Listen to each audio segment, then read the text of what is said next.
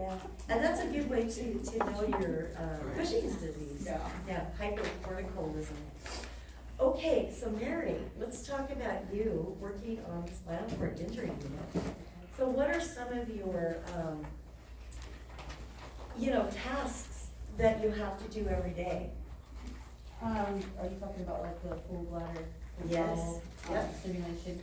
Yep, bowel and bladder program. And then, are you gonna be assessing for something your entire shift? Yeah. Respiratory? So what are we at risk for? Aspiration. Oh, the AD? Yeah. Autonomic dysreflexia, right? So you're gonna be, assessing for autonomic dysreflexia. You're gonna be, emptying their bowel, emptying their bladder. And then there's another one to allow, I know we've actually kind of already talked about this. It's going to be allow for extra pain meds and antispasmodics. And that's it. That's all I'm going to add for that one. Can you guys tell her? Pain management, bowel and bladder program, and antispasmodics. Yeah. And the thing is, just know this, there's a word that you will always see in terms of, or when you look at stuff with autonomic dysreflexia, is the triggers. So what are the triggers? Full and full flow. And you can have other things, but those are the two major, statistically high things. Yeah. It stimulates the nervous system. Yeah. It pushes against it. And then it causes all those weird things. And when you get a spinal cord injury, oh my God, the nervous system acts so weird when stimulated. It's not normal. Once it's damaged like that, it just will show you things that's like, whoa, where'd that come from? The autonomic nervous system, right? Yeah. So that's what you need to know, is those are the triggers and you need to take care of them. And then we talked about, of course, the number one thing is to sit them up, right? That's the number one thing. Okay. So we have, hello. We have a good one for you, DMRA. Tell us about DMRA. That's where they have multiple parallels and worry about diaphragm, so usually your patient knows what's going on. Yes.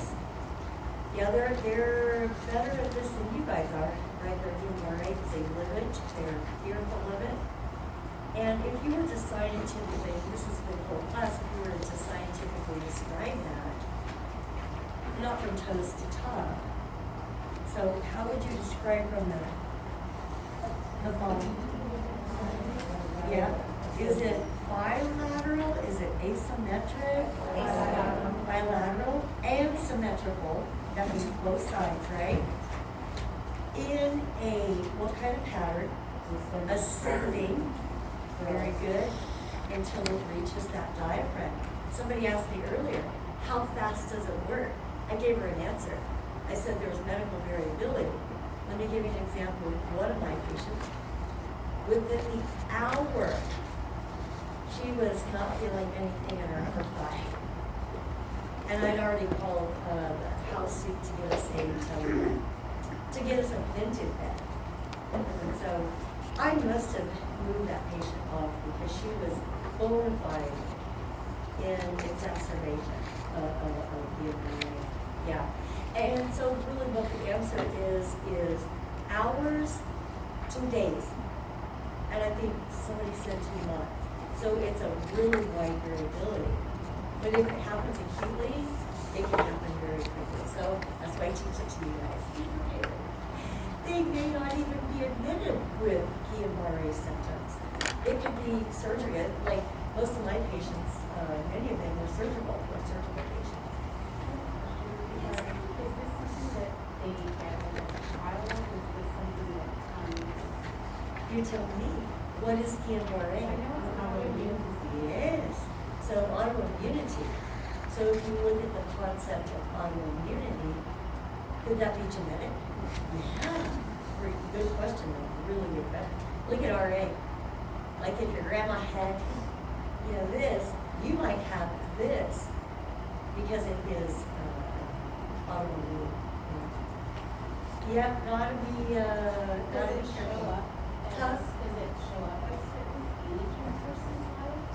Is it? So things like MS, Guillain-Barré, I believe that Guillain-Barré is more prominent in females. MS, same thing. And I know definitely for MS, it's middle, young women. I mean, young women between like 20 and 40. All right, are we ready to move? Oh, this is easy. Now what I did, now you can answer all day with Adriana. I look forward to taking a physician patho class, so I can go. Are we competitive? Oh my God, wouldn't that be cool? In the sea of medical students, and this nurse is there going, I want to piss them off. It'd be so much fun. And I looked at my cards here. I looked at ALS and I looked at MG. And guess what's in red? Guess what's in red for both of those? Respiratory failure, 100% without a question. I'll read it. Respiratory paralysis. The other one, maintain patent airway. Kids, why your test question is going to be respiratory function or respiratory compromise. For both. Cutting to the chase. Like I told the other class, what I really want to do for you guys, and I think I told you this yesterday, I would like to, for your CMS preparation, I would want to do a review for you guys. Well, what am I going to be reviewing? Everything. 305, 306, not 401, not, part 1 and part 2. No. For H2, it's going to be the stuff that I have got to pull it out of your archive. Crohn's disease, diabetes mellitus type 1, just the basics. You see where I'm going? You know why I have to do that or feel compelled to do that? I just hope we can. Is because I look at the statistics after the seniors take their exit. I look at yours after you take the CMS. And I find the weaknesses. Guess where the weaknesses lie? Stuff from 32 weeks ago or so, right? 2 full semester. That's very human. That makes sense. So I feel compelled, I'm hoping to be able to do a review with those. Okay, I'm just hoping that we can do it. Usually I do test questions, but I think I'm going to do it differently this time. Yes, ma'am. So, I have a question. I noticed you're looking at note cards. Oh, just a little bit. And, because I have a lot of note cards. Oh, yeah. And I'm getting confused because I look at the note cards and I'm like, oh, should I look at this? Because she didn't talk about this in the classes before. Right, those are the things that are frequently tested. Now, and I think I mentioned this earlier too, is that ATI might have some slight different names. So my job is to let you know what ATI says versus the acceptance. Yeah. So that's why these are really, really good. And in fact, when we do our review, I'm going to be going on this because I can't flip through the board. Yeah. But before we even get there, I've got to do the comparative. I've got to do, I'm really going to do this really for you guys. That's what we got supposed to do last night. And I'm Yes. like, well, what do I need to figure Yeah. out this? So I was getting kind of overwhelmed. Yeah, so that's what prompted me to want to do a review, just because Yeah. you need to be able to that. But I want to clarify what's ATI, what you need to know from ATI versus. Okay. Are they correlating? Yeah. Yeah, most of the stuff they're correlating, but there's a couple of things that I have to make sure. Okay.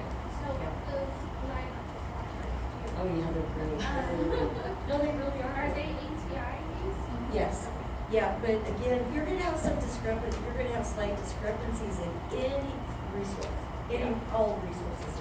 In other words, they are not ATI people, but a majority, I'd say 95 to 98% are gonna correlate. Does that make sense? Yeah, I read the reviews and people are like, Yeah, it does, because, I mean, you're gonna hear us say as Matt would say, content is content. It's like reference labs. You know, you draw their blood. Are those always gonna be the same? No.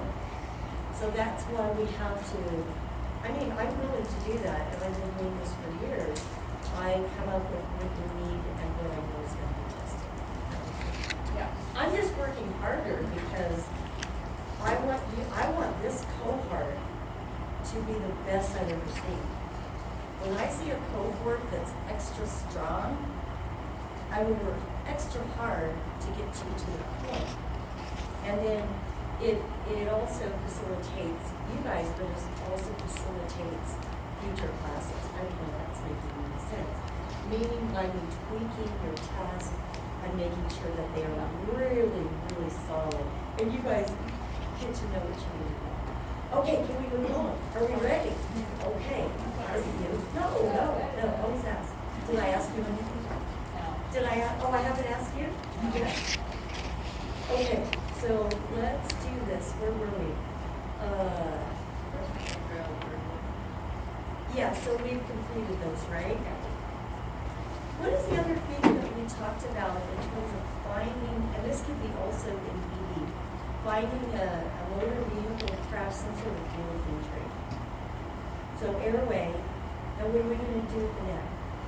Stabilize. C-collar, yeah, C-spine immobilization. So I have a separate question for airway, and I have a separate question for keeping neck stabilized. See how easy it is? It's like, these are the simple, need to know stuff.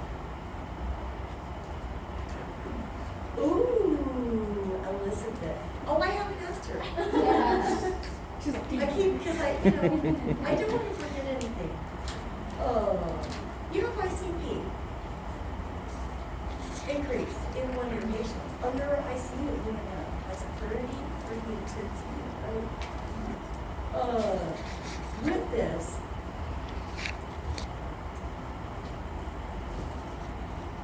what are some of the things besides, if you can set them up, that would be number one, right? To decrease ICP. Are there some other things that you can do to help decrease the ICP? Mannitol, look at her go. Yeah, give her some mannitol. That's awesome. What else? Oh, that's right, because straining the stool causes an increase in ICP. Now, I can anticipate what each and every one of you are going to do next time you have a bowel movement. You're going to be sitting on the toilet like this. Oh my God, my ICP is going up. That's exactly what you're going to do. As an old person, I actually think about that, and I think, I really do, and I think, you know what, I'm going to have a stroke.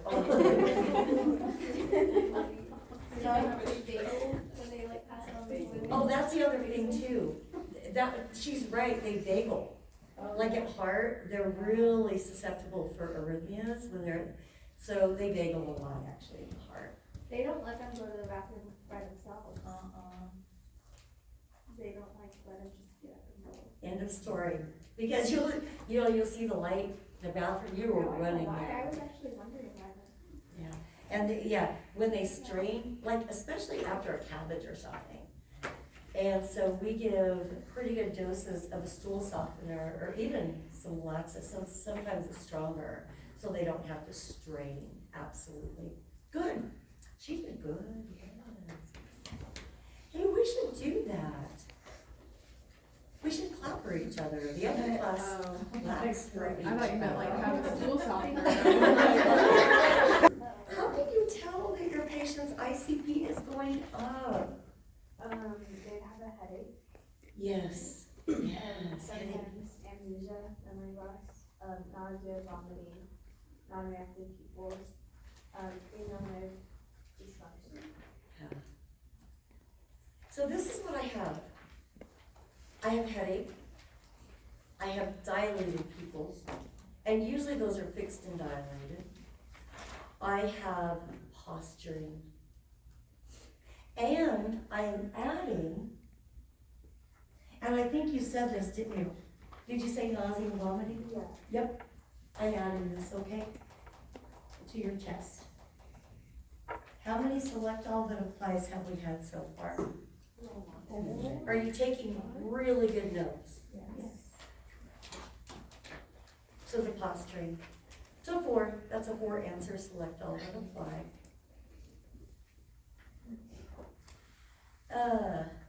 Oh, I'm loving this one. Okay, Noreen, this is very good. So you're working in the emergency department at Union Hospital, really tough cases in there, right? And they're suspecting a spinal cord injury by several evidences. I mean, there's different assessment findings. But that patient is not breathing. They're having a bad one. So what level of spinal cord injury do you suspect? C4. I knew she was gonna do that like right away. It was like bursting out. I could just feel it. She's right. Would y'all agree? Yes. Yeah. Good. C4 is the level for the breathing. And some literature you'll see 3 apply. We don't care about that. HI says 4, we're going with that. What level, we've already talked about autonomic dysreflexia. At what level puts him at risk? T6 and above.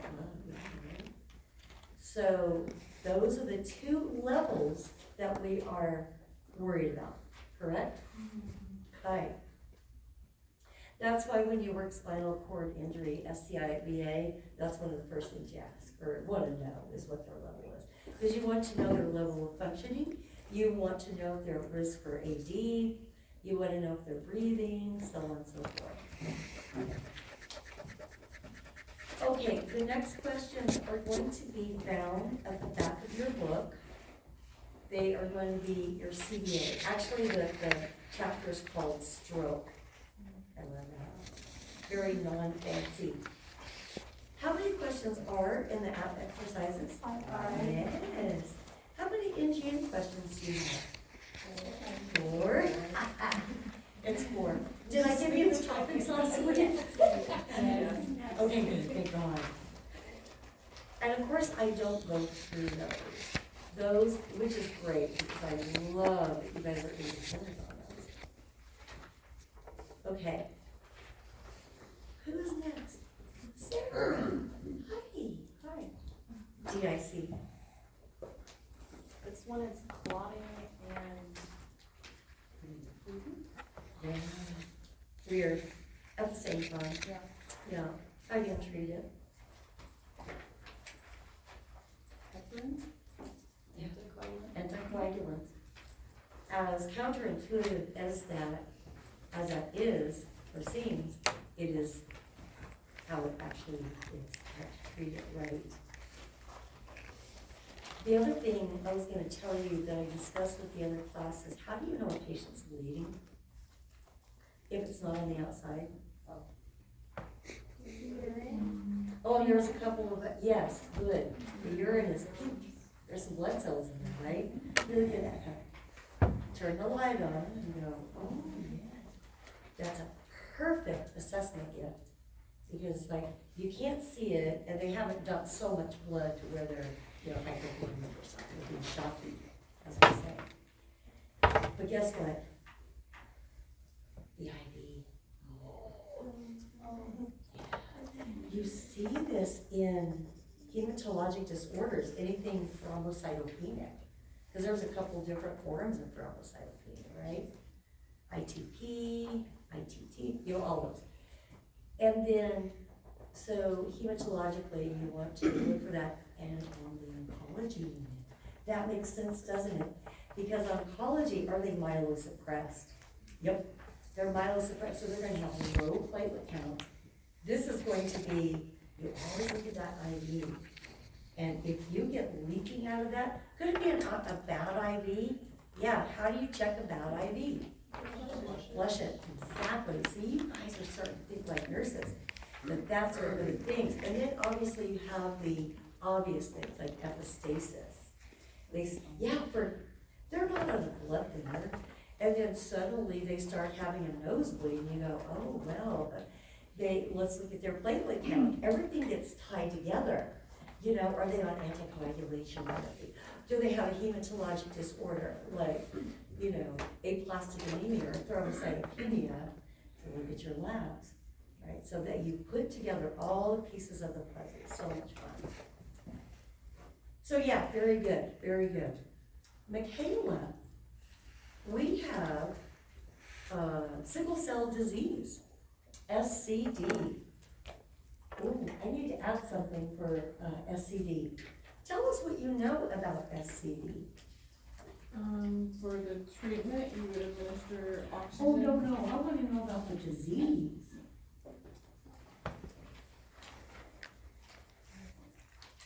What is SCD? What is sickle cell disease? The blood cells are sickled. Your cells are shaped. Red blood cells are sickled. That's part of the pathology. So it's autosomal recessive, right? It's a genetic disorder, probably learned that in patho. And you're right. So the cells come out of the bone marrow looking like a sickle. And the problem with that, there's a few major problems. In terms of the oxygenation or lack thereof, the actual hemoglobin is defective. It's called HbS, hemoglobin S. Oxygen molecules cannot attach to that receptor, or hemoglobin, that's the red blood cell, right? The hemoglobin. So they are anemic. Now what's the other problem? The shape, the anatomy, which affects the physiology of it. So a red blood cell is like a squishy, soft donut. And the squishy lets you. And what those little squishy red blood cells do, it's got a nice divot, so they can actually squish in a little bit. With very tiny bifurcated arteries, they can move freely through these weird, highway of vessels. The sickle cells cannot because of their shape, and they get caught up with each other, causing vascular occlusions, right? And then with the vascular occlusions, then what do you get? Tissue? Ischemia. Very, very good. You get tissue ischemia. And then that's where the pain comes from. So they can have ischemia in the muscles all the way down. They can also have Pain. I'm going to add this to the findings, abdominal pain. So let's do this. Let's do findings. Who's next? What are your findings with sickle cell disease? They can have jaundice. Yep. And you can check their eyes if you can't tell through skin. Yes, You yes. get abdominal pain, would that be because of the kidney? Probably the ischemia. High temperature. And then high Ooh, a temperature. high temp. Shortness of Ooh. breath. Huh? Shortness of breath. Oh, definitely shortness of breath. God, you guys are doing great. So we've got the full out pain, but a lot of abdominal pain. We're gonna add that. And then we've got the jaundice. I wanna ask you guys why. Red blood cells. Are the red blood cells being broken down? Yeah. Why? They're defective. Does our body tend to try to annihilate things on the body that are defective? That's what's happening here. And then when you break down those red blood cells, does it release the bilirubin? Bam. Hopefully these patients have some good livers to get rid of that, to filter and metabolize.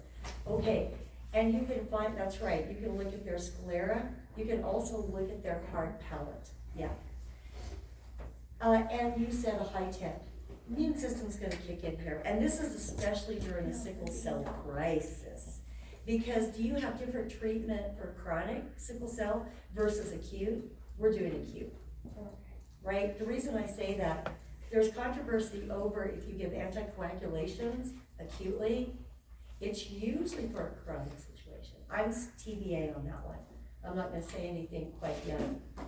Hard palate, very small ulcers. Why don't they have ulcers on their ankles and or feet?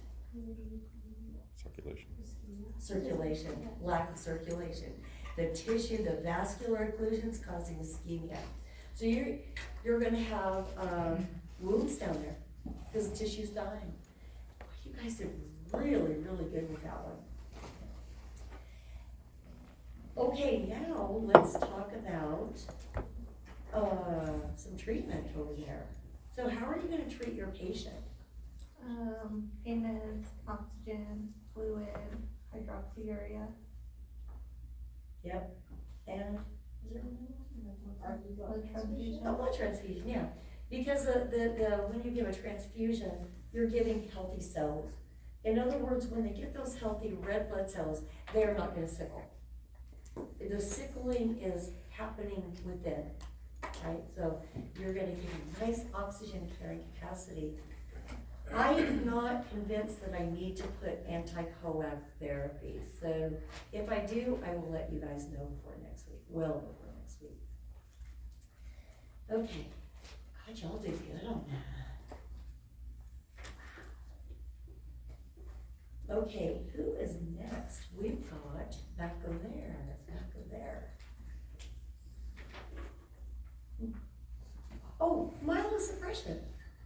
The concept of, or diagnosis of myelosuppression. What exactly is that? It is, it's like chemo and, radiation. It's low platelets, red blood cells, white blood cells. That's it. Very good.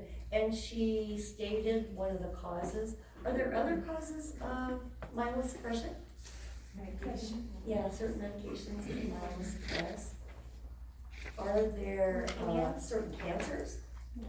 Leukemia and multiple myeloma. Oh, look at that. And how does leukemia cause myelosuppression? Is it because they're getting chemo and radiation? Could be that. Could be because of the chemo and radiation. Bone marrow has to do with bone marrow, right? Is there a hyper proliferation of undifferentiated white cells? Now, what does that mean when you say undifferentiated white cells? They look like white cells. They're intruders. They're undifferentiated, and that means that they cannot function as an immune component. They can't do it. And so what they do is they crowd out the red blood cells, or the production of red blood cells and the production of platelets. That is how leukemia causes that. And you're right, for both reasons. And then the chemo, radiation, and then other causes. Very, very good.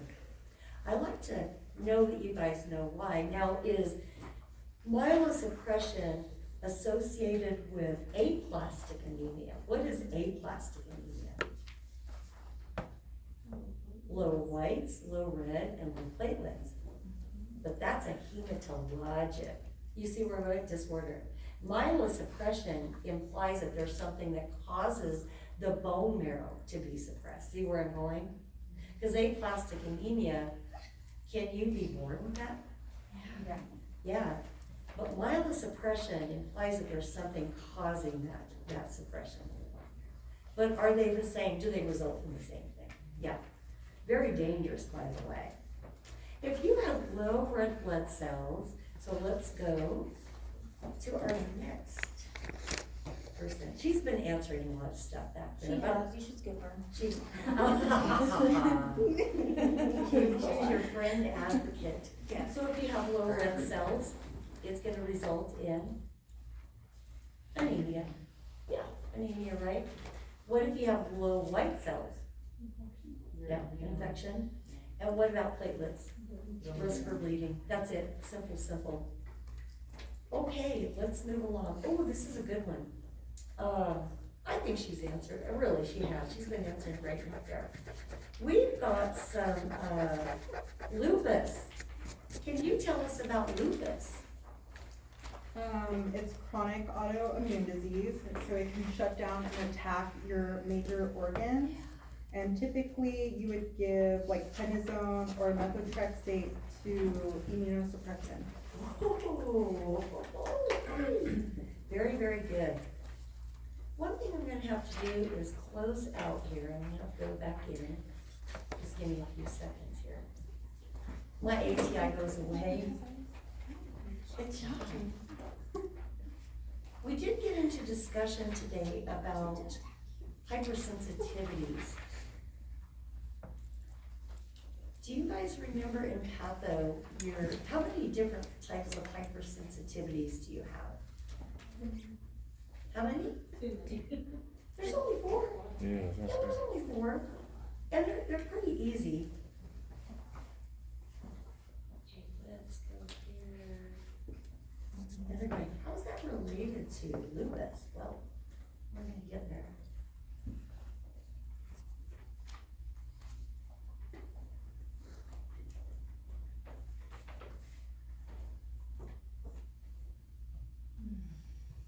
E3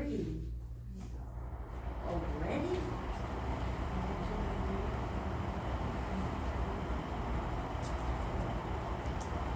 Okay, so let's get down to where we were.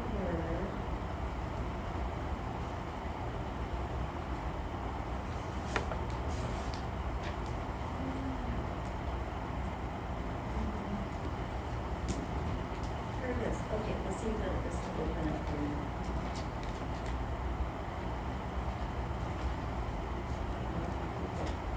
Like that.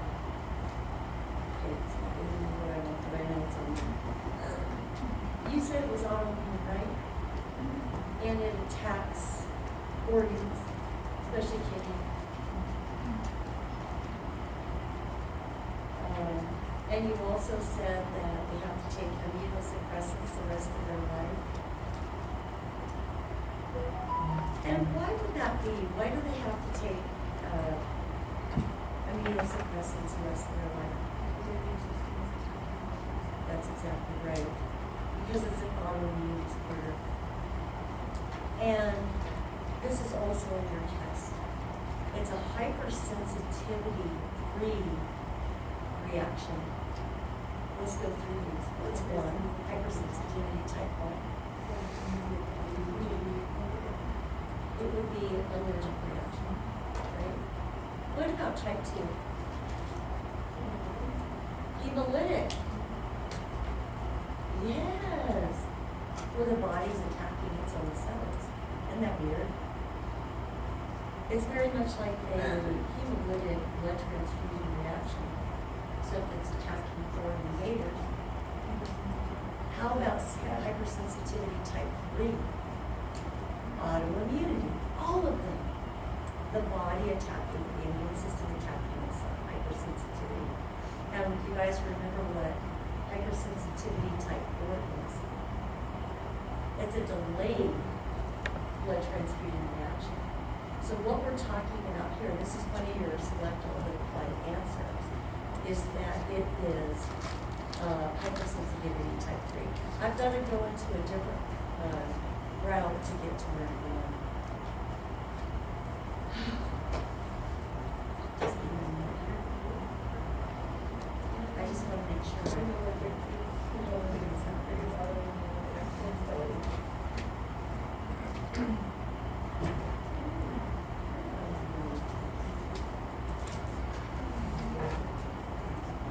So it's type 3.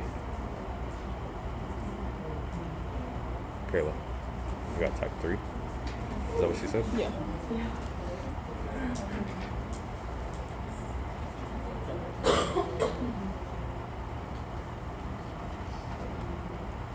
I wrote out that just to say it's type 3.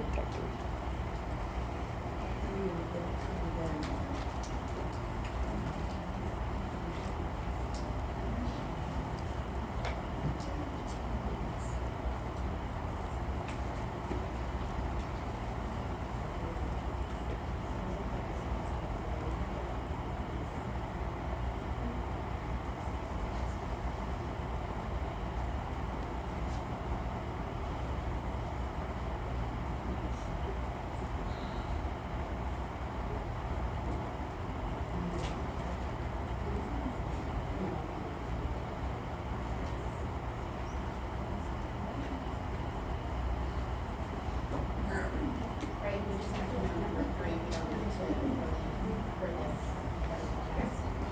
Oh, yeah, there's a number of things that you need, I'm just trying to get on a certain page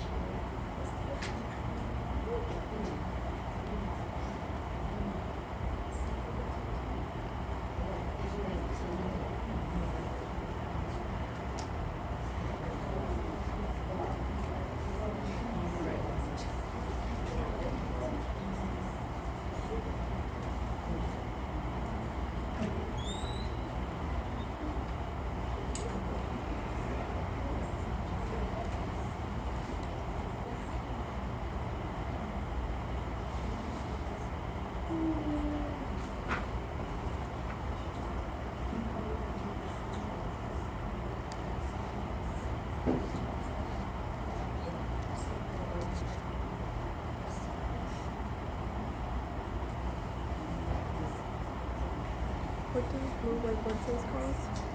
Anemia? I thought the red blood cells was Could anemia. you guys remind me Like- to go back to that SLE question? Yeah, because I'm not getting there either. I know what you guys take the red stuff. What's the- Myelosuppression. Do you know what SLE is? Systemic lupus Blood cancer. erythematosus. Okay, who was I on? That good?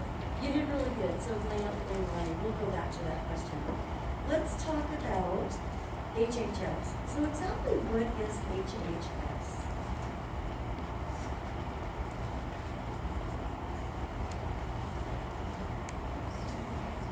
Give me 1 second. Sure. I'm looking at my notes. While you're looking at that, I'm gonna try one more little trick here. What was the low red blood cells? Hmm? What was the low red blood cells? White blood cells? Like cancer, leukemia. No, she said red blood cells, anemia, white blood cells, platelets. That's what I got from it, was cancer and anemia and myelosuppression. So platelets would be myelosuppression? Hmm? Is platelets myelosuppression? Myelosuppression is the suppression of the immune system and the white blood cells, from what I understand.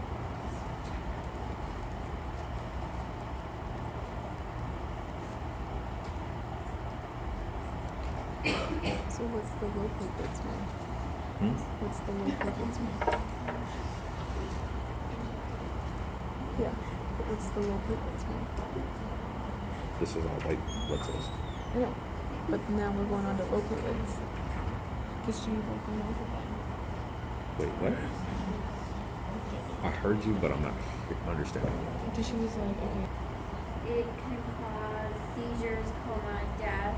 That's the neuro stuff, very good.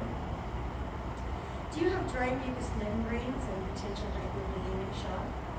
They lose a lot of fluid. Even though you guys are not going to be seeing it a lot, when you get your first HHS patient, you're going to know what's happening with them. Okay, very good. So, dry mucous membranes all the way up to potential hypovolemic shock. And what else?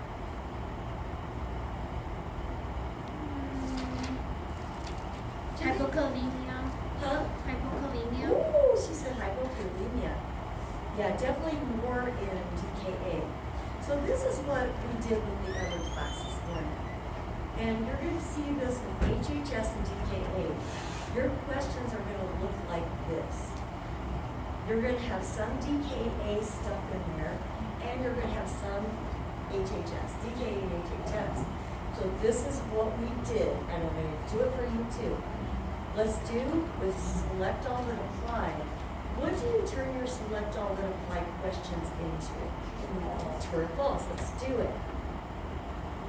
And just say true or false. So do they have dry mucous membranes and potential hypovolemic shock? True. True.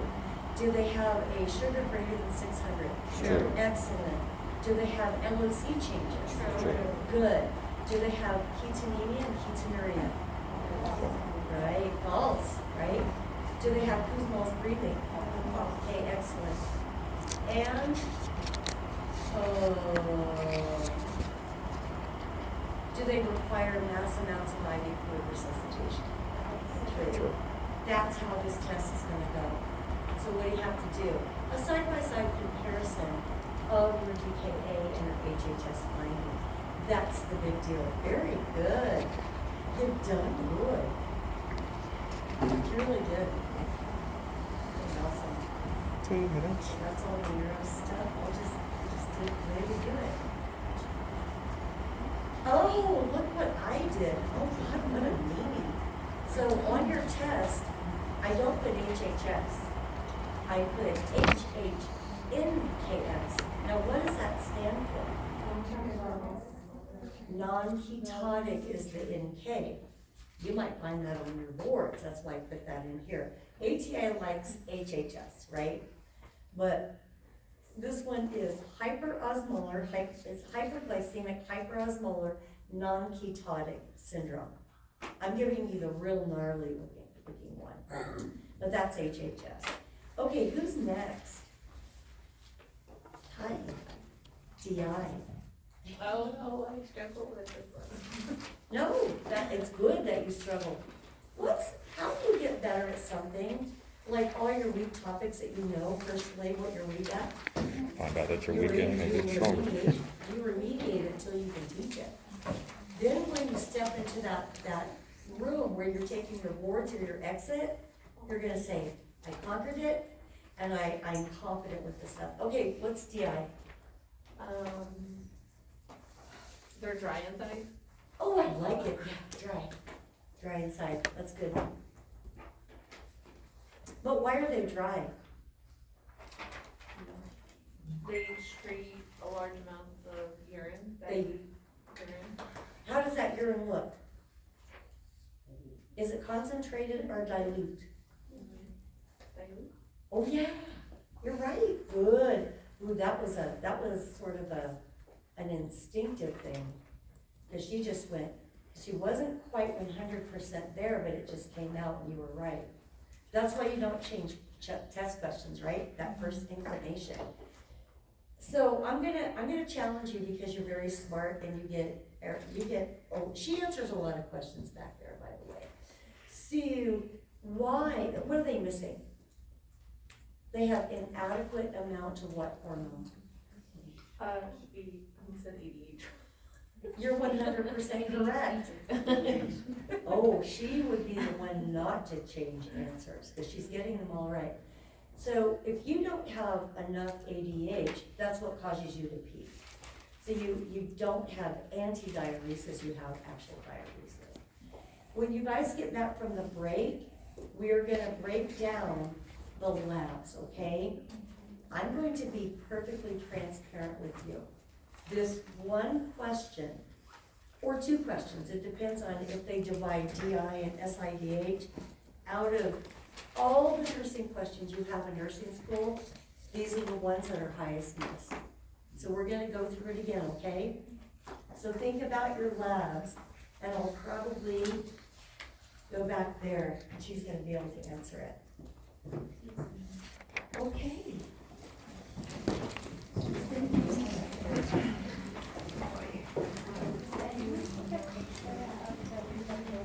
Question. She says DI, she's talking about diabetes, And so it is, yeah. which I don't have on my list. I will put on my list. Are you ready for it?